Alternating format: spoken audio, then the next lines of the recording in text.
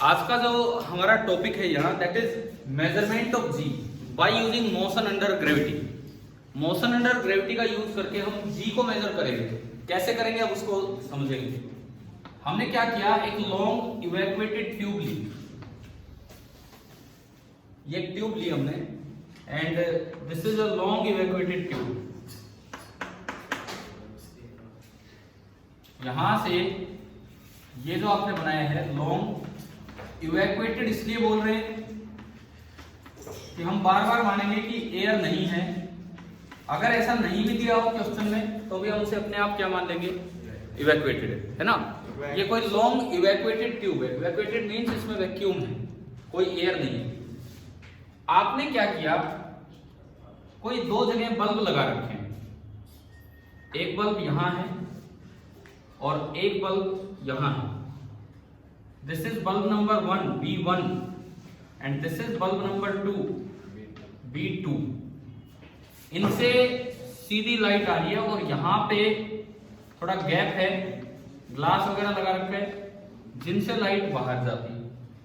ऐसे यहां से भी सीधी लाइट आएगी और ये ग्लास है जिससे कि लाइट बाहर जा रही है। ठीक है, ये बल्ब है, ये रोशनी हो रही है यहाँ पे इस तरह से, और ये लाइट आगे निकलेगी।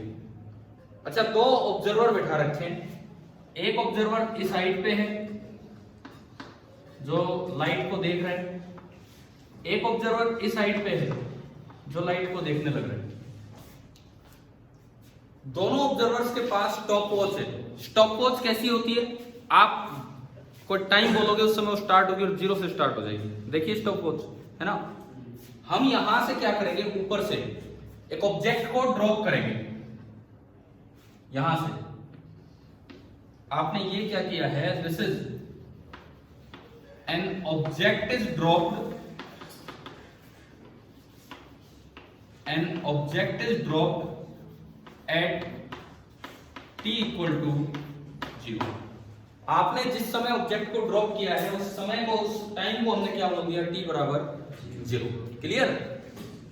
अब वैक्यूम है तो केवल एक ही एक्सेलरेशन रहेगी इसमें नीचे की तरफ, ओनली कौन सी, एक्सेलरेशन ड्यू टू ग्रेविटी।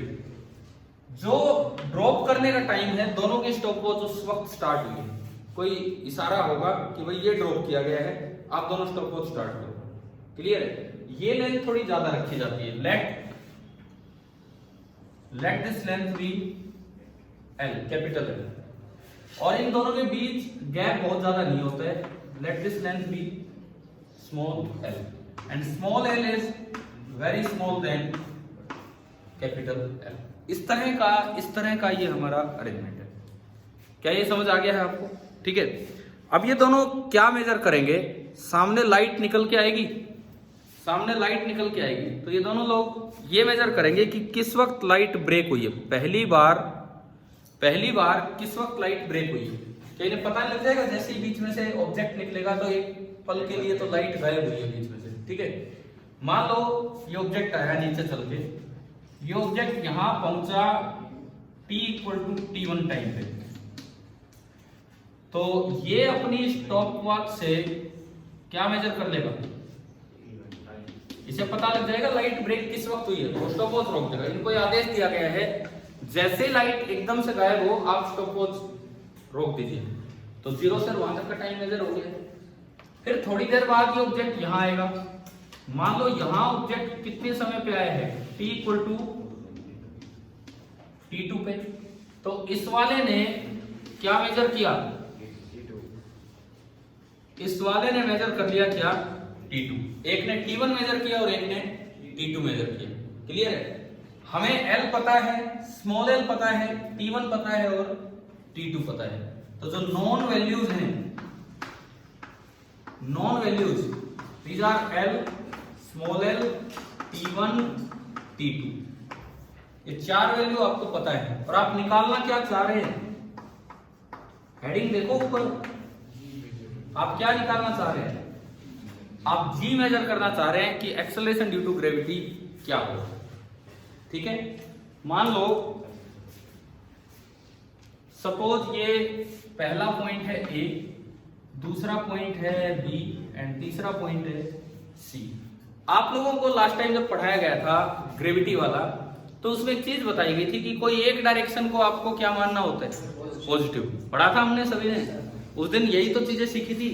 मान लो कौन सी डायरेक्शन पॉजिटिव है, नीचे वाली। सपोज इससे कोई फर्क नहीं पड़ता, आप कोई से भी मान सकते हो। मैंने मान लिया कि ये कौन सी डायरेक्शन है, पॉजिटिव एक्स, ये मैंने एज्यूम किया, ठीक है।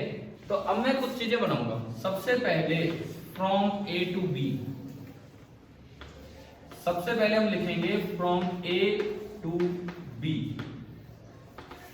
हाँ जी, आप बताओ वो 4-5 चीजें किस सीक्वेंस में लिखते थे हम? यू लिखते थे, ए लिखते थे, कोई सीक्वेंस जरूरी नहीं है, कैसे भी लिखो। एस लिखते थे, टी लिखते थे, वी लिखते थे, सीक्वेंस क्या होगी कैसे भी लिखो। ए टू बी में बताओ आप, यू कितना ड्रॉप, अगर ड्रॉप किया है तो यू कितना 0, ए कितना प्लस जी, क्योंकि नीचे की तरफ एक्सेलरेशन है इसलिए आएगा जी। अगर आपको उधर से थोड़ा देखने में दिख रहा है, उधर से सही, ठीक है। एस कितना L, capital L, A to B capital L, plus का एल या माइनस का एल, प्लस नीचे आ रहा है capital L.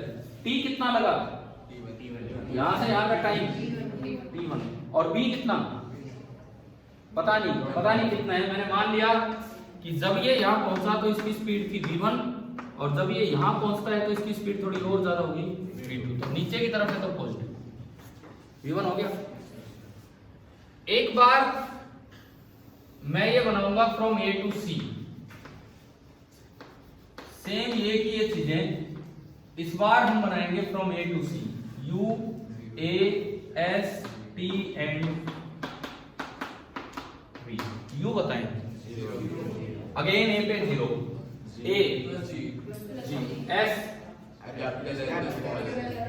Capital L plus small L, T T1 plus T2 नहीं।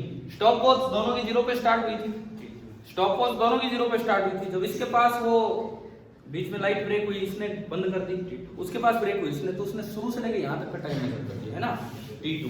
और V कितना V2। तो क्या हमें ये दो चीजें बनानी आ गई। अब मैं, क्योंकि एक्सेलरेशन कांस्टेंट है, क्योंकि ये जो एक्सेलरेशन है इसमें भी कांस्टेंट है, कांस्टेंट एक्सेलरेशन, मुझे फाइनल स्पीड से कोई मतलब ही नहीं है, मैं जी निकालना चाह रहा हूं। तो कोई भी ऐसी इक्वेशन यूज ना करें जिसमें फाइनल स्पीड आती हो। पहली equation v is equal to U plus A T, V आ रहा है कोई काम नहीं। तीसरी equation v square equal to U square plus 2as, v आ रहा है हटाओ। दूसरी equation s is equal to U T plus half A T square. तो एक बार मैं वो इक्वेशन इधर लगाऊंगा, s is equal to U T plus half A T square, और एक बार मैं वो इक्वेशन इधर लगाऊंगा, s is equal to U T plus half A T square. चलिए इनमें वैल्यूज पुट करते हैं। पहले मैं इसमें वैल्यू पुट करूं, s कितना l, यू टी 0, u 0 होने के कारण हाफ g t1 स्क्वायर। एक इक्वेशन ये बनी। इधर आओ, s की जगह l plus l, u t कितना 0, half into g into t2 square. Equation number clear हुआ? यहां तक मैं क्या कैलकुलेट करना चाह रहा हूं, g कैलकुलेट करना चाह रहा हूं, मुझे g निकालना है। अल्टीमेटली मैं और कुछ नहीं, g निकालना चाह रहा हूं यहां से।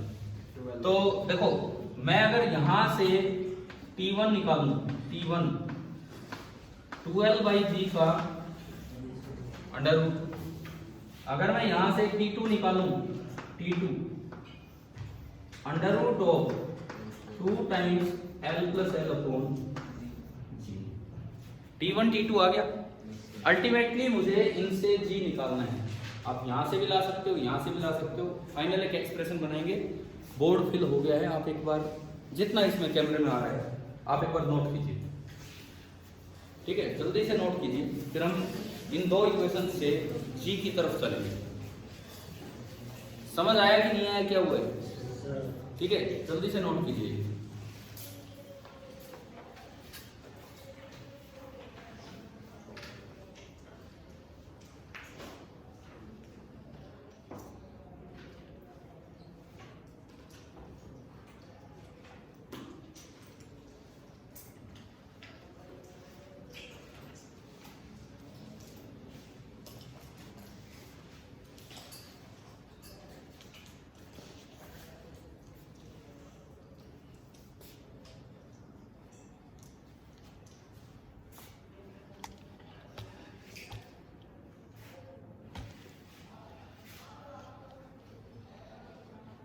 अच्छा चलो, ये पार्ट थोड़ा बचा है, मैं एक बार एक स्टेप और यहाँ बता देता हूँ ताकि एक साथ आप नोट कर पाएं।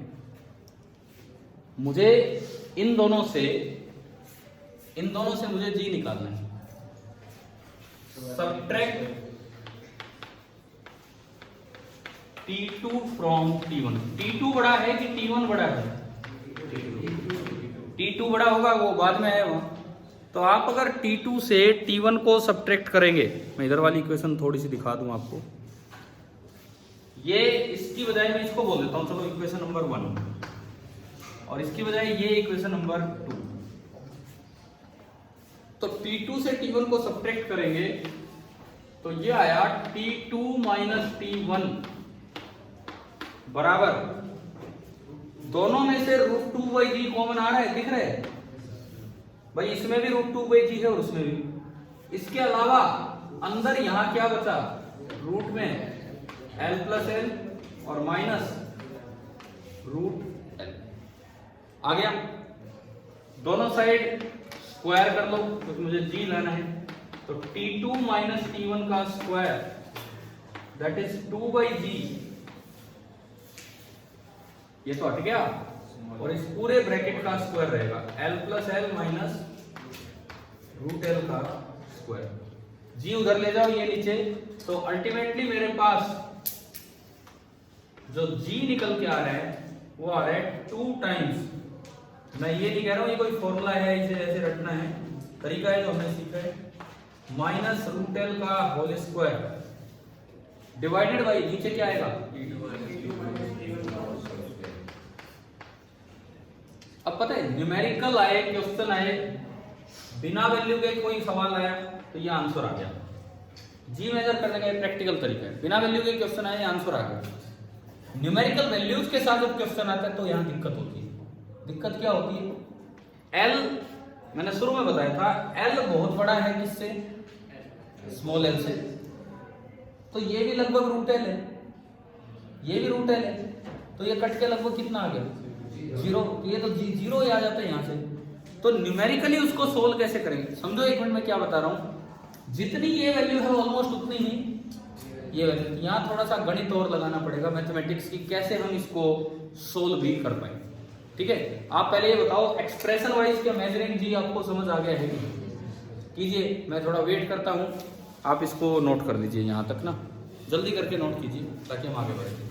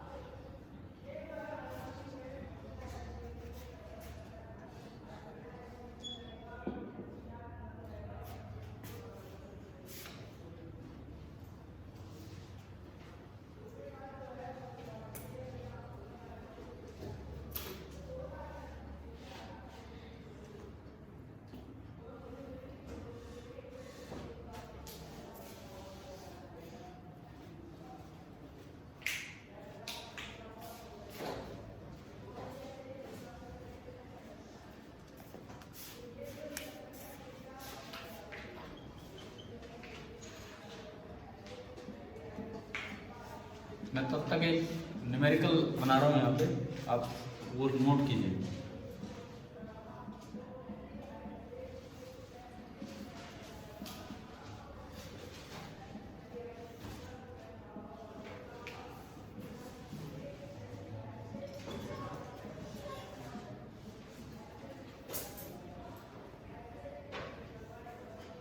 यहाँ से 100 सेंटीमीटर नीचे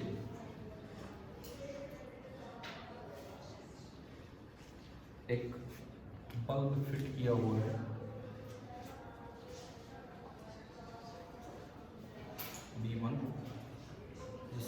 लाइट जा रही है और सामने निकल रही है, और उससे थोड़ा सा और नीचे एक और बल्ब फिट किया है B2, जिससे कि लाइट जा रही है और वो भी सामने निकलने लग रही है इस तरह से। ये दूरी मान लो 1 सेंटीमीटर है।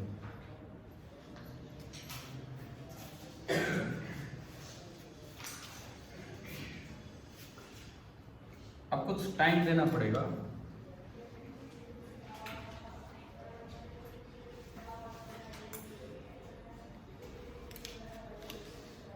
इन दोनों ऑब्जर्वेशंस के बीच का टाइम गैप, स्टॉपवॉच का डिफरेंस देखा गया है, सपोज 2.2 मिली सेकेंड। मैं एक आइडिया से दे रहा हूँ, देखो जी की क्या वैल्यू निकलती क्या नहीं, क्योंकि 1 सेंटीमीटर चलने में 1 सेकंड भी निकलना, तो मैंने मिली सेकंड में कुछ बता दिया। 2.2 मिली सेकेंड ये है। अब आपको जैसे ये वाला क्वेश्चन आ गया, एंड फाइंड जी, इसमें जी निकालना है।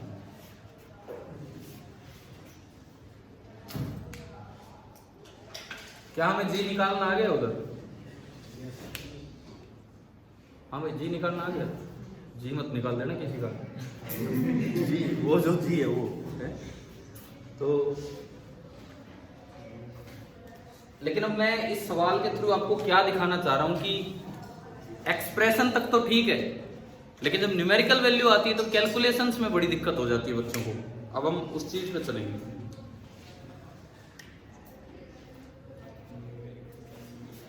इसको हम सोल्व करें। क्या उधर का नोट हो गया? अच्छा नहीं हुआ है तो अभी कर लेना, आप रुको, मैं ये कंप्लीट करवा दूं, मैं रुक जाऊंगा उसके बाद, है ना। हम एक बार ये पार्ट पूरा देख लें, अब हम इसका सॉल्यूशन देखते हैं। ये चीज आप देखिए,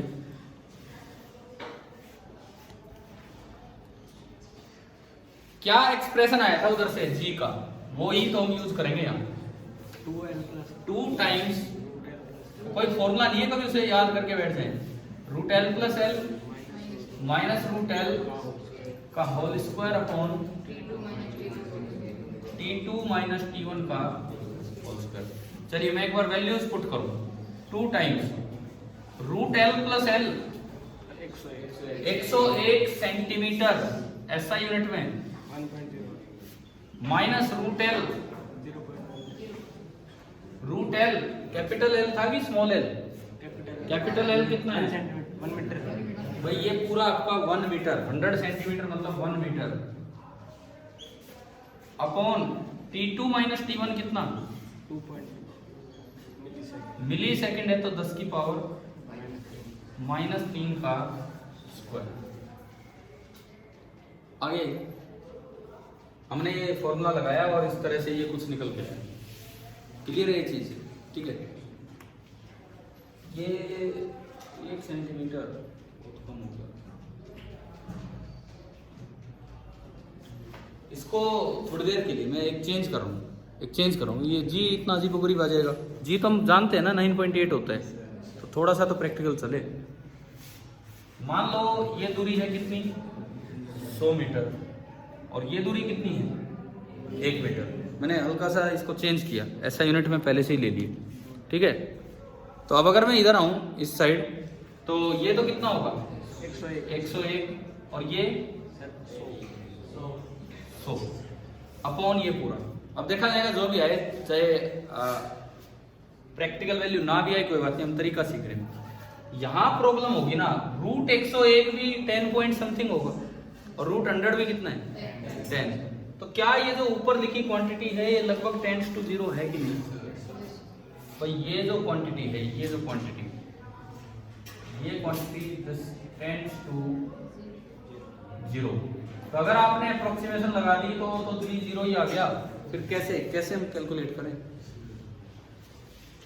अप्रोक्सीमेशन लगा दी तो जी तो 0 ही निकल के आ गया। अब कैसे इसको सोल्व करें? अब ये सुनो, ये सोल्व होना बड़ा भारी हो जाएगा। हमारे पास कैलकुलेटर थोड़ी होते हैं, इलेक्ट्रॉनिक कैलकुलेटर थोड़ी होंगे वहां पे, घर पे वो बात अलग है, एग्जाम में थोड़ी होंगे। कैसे इसको सोल्व किया जाता है? अब आप अप्रोक्सीमेट मेथड देखिए, इसको सोल्व करने का अप्रोक्सीमेट मेथड समझ आ रहा है क्या करना है क्या नहीं? ठीक है। देखो अभी इधर देखिए,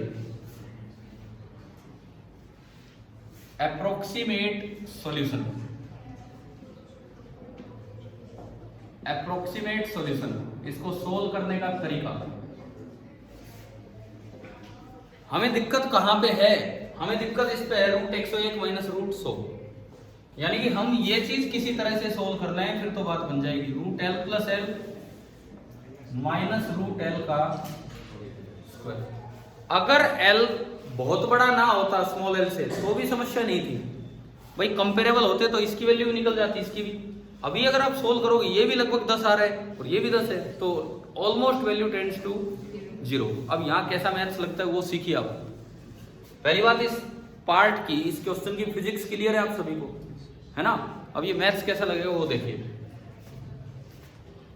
देखो ये वीडियो रिकॉर्ड भी हो रहा है, मैं आपका नाम लूँ बिना मतलब, सारे बच्चे देखेंगे अरे यार ये तो क्लास में बकवास कर रहा था ऐसे, इसीलिए मैं नाम नहीं लेना चाह रहा, तो इसलिए चुपचाप बैठे।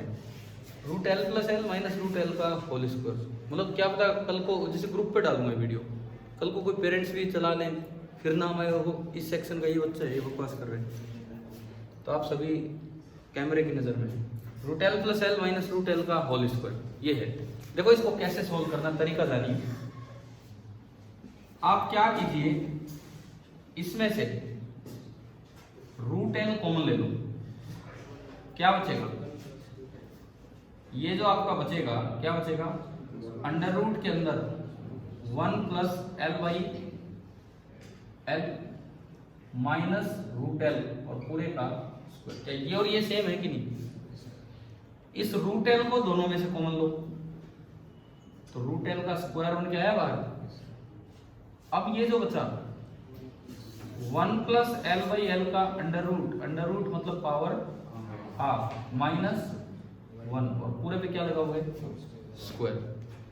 ये वैल्यू आ गई l स्क्वायर ना, √l का रूट का स्क्वायर l इंटू बाइनोमियल पढ़ा है क्या मैथमेटिकल टूल्स में हमने? बाइनोमियल और वेरी स्मॉल x। क्या ये l बाई l बहुत छोटा है कि नहीं? क्यों? l बहुत छोटा है तो l बाई l तो बहुत ही छोटा हो ही गया 1 से।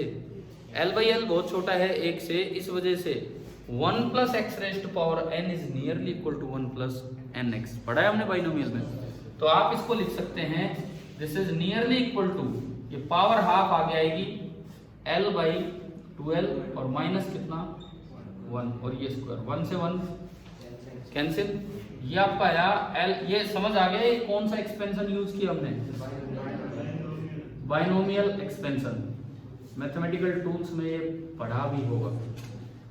और ये आया l into l square upon 4l square, l square upon 4l, यानी कि ये जो वैल्यू है अप्रोक्सीमेटली ये वैल्यू कितनी निकल के आ गई? l square upon 4l। Clear है? तो जिस तरह की हमारी कंडीशन है उसमें ये वैल्यू निकल के आ गई l स्क्वायर अपॉन 4l। ये है अप्रोक्सीमेट सॉल्यूशन। कैसे किया ये मैंने आपको बाइनोमियल की मदद से करके दिखा दिया। समझ आया? अब अगर इस चीज को हम इसमें यूज करें, इस चीज को अगर मैं इसमें यूज करूं, कोई दिक्कत ये दे रहा था, है ना, ये दिक्कत दे रहा था, अब हम उसको भी सोल्व करना सीख गए। इसको मैं हटा देता हूं यहां से, तो ये कितना बना? सिंपलाइज g इज नियरली 2 इंटू इस पूरे का जो होल स्क्वायर है that is l square by 4l और नीचे क्या है? t2 माइनस t1 का होल स्क्वायर, ये 1 2, तो g आपका नियरली आया l स्क्वायर बाई 2l और इंटू t2 माइनस t1 का होल स्क्वायर। आगे समझ। अब g की वैल्यू निकालनी है तो इसमें तो हम पुट कर ही सकते हैं, हो जाएगा सोल्व। देखो न्यूमेरिकल वैल्यू ऐसा है कि वो शुरू में कुछ भी आपको दी गई हो, कुछ भी 100 101 या 101 जो भी है, क्या अब कोई अंडर रूट की दिक्कत आ रही है क्या? नहीं आ रही। तो उसका एक अप्रोक्सीमेट फॉर्मूला ये मेरे पास बन के आ गया। अब मुझे खाली l चाहिए। अगर ऐसा भी हो सवाल में नहीं बताया कितनी ऊपर से छोड़ा गया है, बोला बहुत ऊपर से छोड़ा गया है, लेकिन दोनों के बीच का गैप कितना है? Small L. तो क्या दोनों के बीच के गैप से काम चल गया कि चल गया? ओनली दोनों के बीच के गैप से ही हमारा काम चल गया। ना ना ना ना ना ना, कैपिटल एल चाहिए। फॉर एग्जाम्पल इसमें अगर हम वैल्यू पुट करें स्मॉल एल कितना लिया था हमने? 1 का स्क्वायर अपॉन एल कितना? 100 और T2 minus T1 into 10 to power -3 का स्क्वायर। ये 10 की पावर 6 बन के ऊपर गया, 10 की पावर 6 बन के ऊपर गया। 2 इंटू 100 ये लगभग 5 हो जाएगा भाई। 2 का स्क्वायर 4 होता है, 2.2 का स्क्वायर लगभग 5 के बराबर जाना है। ऑलमोस्ट 5 हो गया। 5 इंटू 2 10 इंटू ये 1000 हो गया। इसका मतलब पता है दिक्कत कहाँ आ रही है? अगर वो थोड़ा सा कुछ अलग करें, हमने वो टाइम क्या लिया, थोड़ा प्रैक्टिकल वैल्यू बनाने की कोशिश कर रहे हैं। लगभग जी कितना आना चाहिए? 9.8 या 10 के आसपास आना चाहिए, है ना। अभी हमारा आ रहा है 10 की पावर 3, तो 2 10 की पावर गायब करने हैं। अगर आप 2 10 की पावर गायब करना चाहते हो तो ये -4 बनेगा ना, अगर टोटल मतलब -2 10 की पावर -2 2.2 मिली सेकेंड ना बन के 2.2 इंटू 10 टू पावर -2 सेकेंड, यानी कि कितना? 0.022 सेकेंड। या फिर अगर मिली में ही जा रहे हो